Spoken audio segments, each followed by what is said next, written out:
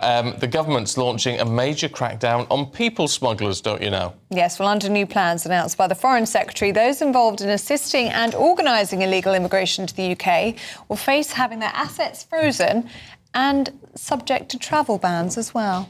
Anyone sanctioned will also be named publicly to stop businesses and banks from dealing with them. Well, the new legislation follows an undercover sting operation by GB News aimed at exposing the true scale of Britain's migrant crisis. Well, as part of the operation, Patrick Christys came face-to-face with the people smugglers organising channel crossings from Calais. We've been given a location to meet a human trafficker and we are on our way there now. We are 16 minutes away. There's a lot of people. I mean, maybe they're meeting him as well, really. Bear in mind how brazen this guy is, right? So he puts his WhatsApp phone number on TikTok. He's not afraid of the law. He doesn't care. He's not afraid of getting caught. Hello. How are you? Are you okay? You've sent me a location to say I should meet you here. No speak English. You don't speak English. It's just you spoke English when you messaged me before, didn't you? They are the human traffickers who are bringing people across. We're going to hand all of this over to the French police and see if anything can be done about it. Another human trafficker has sent me a live location, which is just a few hundred meters down this road. Someone who works with me will come and pick you up, give him 1,500 euros so you can go on this trip. He's also sent a voice note. Okay, Batra Habibi, 10 minutes coming, my friend. Okay. Hi, Patrick Christys. I'm from GB News, and you are a human trafficker, aren't you? Yes. Why are you bringing people illegally to Britain? Why are you bringing people illegally to Britain? You know, when people die in the Channel, do you feel any kind of conscience about that at all? Do you feel bad about that at all? Or not? No? You don't? No?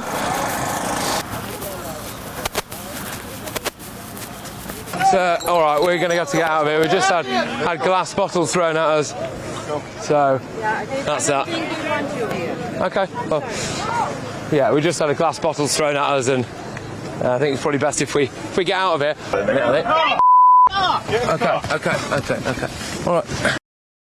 All right. Well, what we're going to do now is they are throwing things out the car as we speak. Yeah, we're being pelted by stuff. Get a move on. Fine? Okay. Oh, okay. Well, last time I was here, no one was filming us back, and there wasn't this kind of level of aggression that we see from some of them. Using the internet without a VPN, a virtual private network, is a bit like taking to the road without car insurance. All it takes is one unlucky moment to cost you a lot of cash. This video's sponsor is Private Internet Access. They are the VPN to help keep you safe.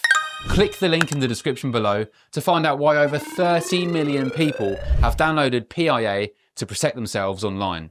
A virtual private network is an app that hides your IP address and helps keep your data private. When you're browsing the internet at home, you give up a large amount of data to businesses, to shops, and indeed to social media giants too. Hackers have the ability to steal your personal data with ease, including sensitive information such as passwords, keystrokes, and even your personal photos.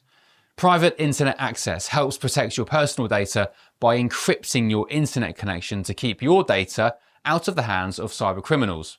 And it's not just hackers either to be concerned about. Information can be censored too.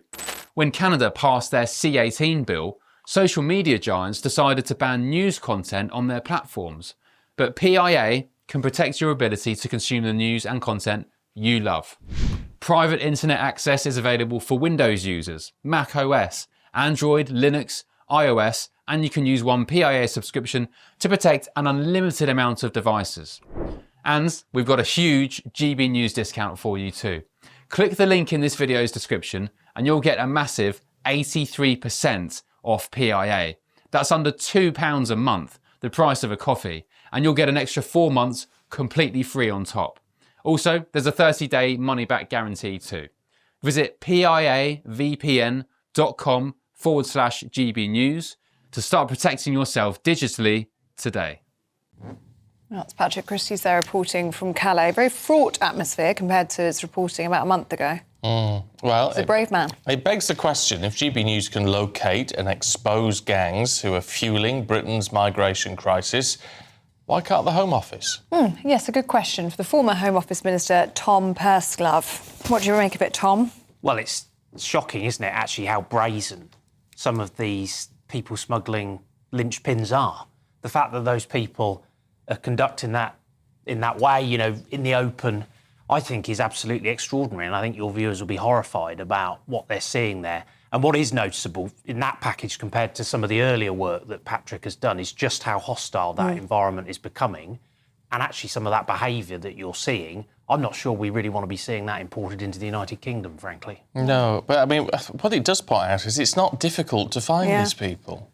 No, and there will always be, all the while that there is a business model for these evil people smugglers to make use of and to market to potential clients, this will continue to be a problem. And it's why the sorts of measures that government is announcing today, they're welcome in and of themselves. They're additional tools in the toolbox, but it isn't going to get you far enough to fundamentally shut the route down and to send a very clear message. Don't get in a small boat, because if you do so and you arrive, you will be detained and you'll be relocated elsewhere. That is the only way you're going to stop this. How do you cut that demand, though? Because as Stephen was saying in the last hour, it's whack-a-mole, isn't it? I mean, if you cut off one human trafficker, there will be another one because there is so much demand to get people across the channel and someone will match that supply. So how do you stop that demand? How do you stop people from even wanting to attempt that journey? Well, exactly the point, isn't it, that you highlight there, that this is so lucrative, that the risks that these individuals who are organising this are willing to take are enormous.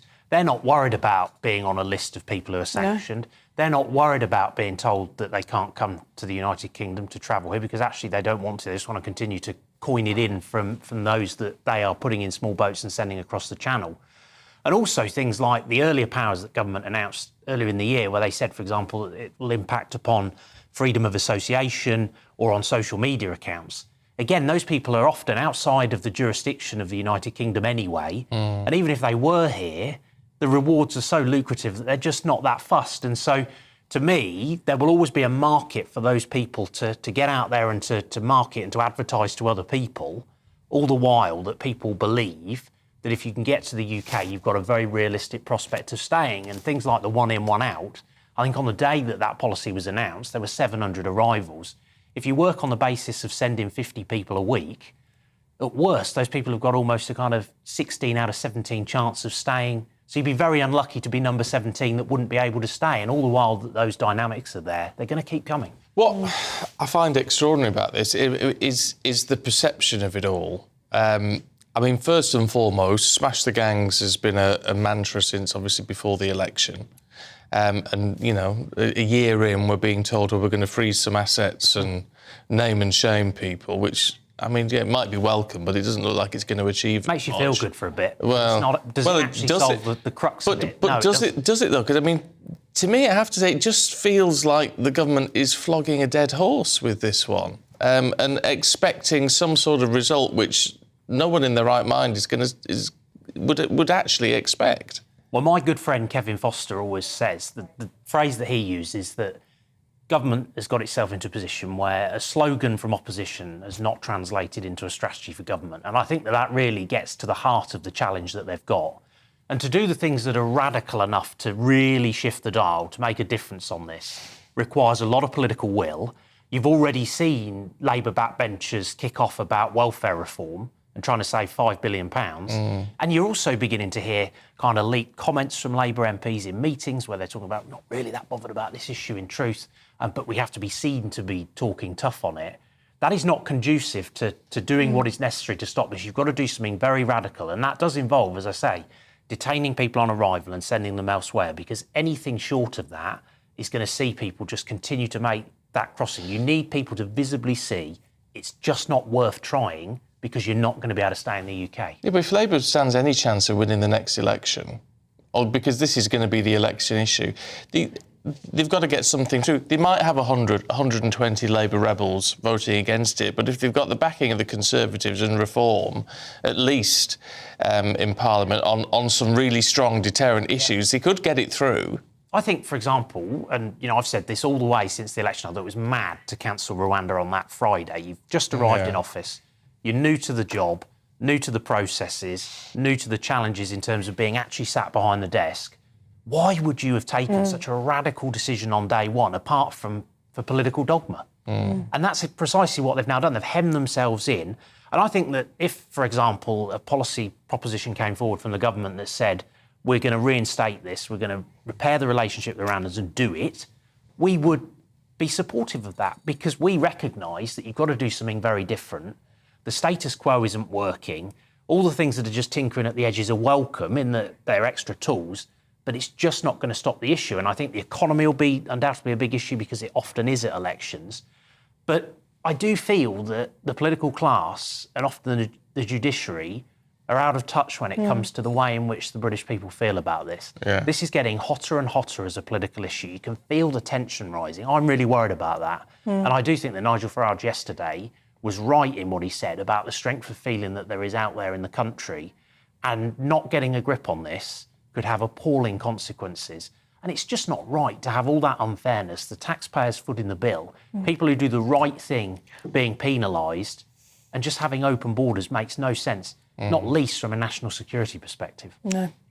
Tom, we're out of time with you, but we could talk to you all morning on this one. But thank you very much for your thoughts. Good to see you, thank you. Well, a Home Office spokesperson has said, we all want to end dangerous small boat crossings which fuel organised criminal activity, put vulnerable lives at risk and undermine the security of our borders. We're determined to tackle the gangs behind that trade, and our law enforcement agencies have delivered dozens of high-impact disruptions against them in the last year.